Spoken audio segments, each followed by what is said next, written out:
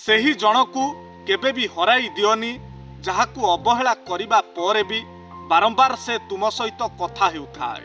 ଜୀବନ ରୂପକ ବହିରେ ସବୁଠାରୁ ସୁନ୍ଦର ପୃଷ୍ଠା ହେଉଛି ଆମ ପିଲାଦିନ, ଯାହା ଗୋଟିଏ ସ୍ମରଣୀୟ ଫର୍ଦ୍ଦ। ଏମିତି ଲୋକମାନଙ୍କ ଠାରୁ ସବୁବେଳେ ସାବଧାନ ରୁହନ୍ତୁ।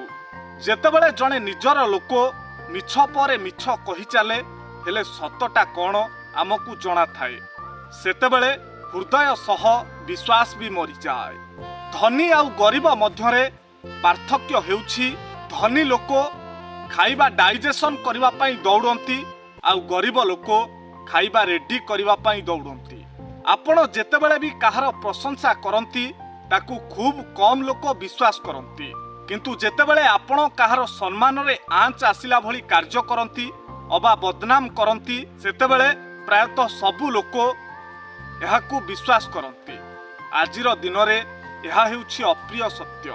ଗୋଟିଏ ସେକେଣ୍ଡରେ ଜୀବନ ଏପଟ ସେପଟ, ଗୋଟିଏ ଶବ୍ଦରେ ସମ୍ପର୍କ ଏପଟ ସେପଟ, ଗୋଟିଏ ଗ୍ରାମରେ ସୁନା ଏପଟ ସେପଟ, ଆଉ ଗୋଟିଏ ପଇସାରେ ଟଙ୍କା ଏପଟ ସେପଟ। ତେଣୁ ସବୁବେଳେ ସବୁ ଜିନିଷ ଭାବିଚିନ୍ତି କୁହନ୍ତୁ ଓ କରନ୍ତୁ, ଆଉ ସର୍ବଦା ସମୟର ସଦୁପଯୋଗ କରନ୍ତୁ।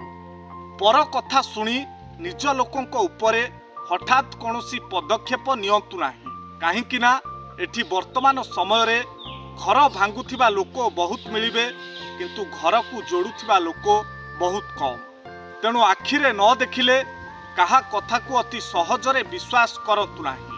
ସେହି ଜଣକୁ କେବେ ବି ହରାଇ ଦିଅନି ଯାହାକୁ ଅବହେଳା କରିବା ପରେ ବି ବାରମ୍ବାର ସେ ତୁମ ସହିତ କଥା ହେଉଥାଏ। ତେବେ ଏହି ଭିଡ଼ିଓଟି ଆପଣଙ୍କୁ କିପରି ଲାଗିଲା ମତାମତ ଦେବାକୁ ଜମାରୁ ଭୁଲନ୍ତୁ ନାହିଁ।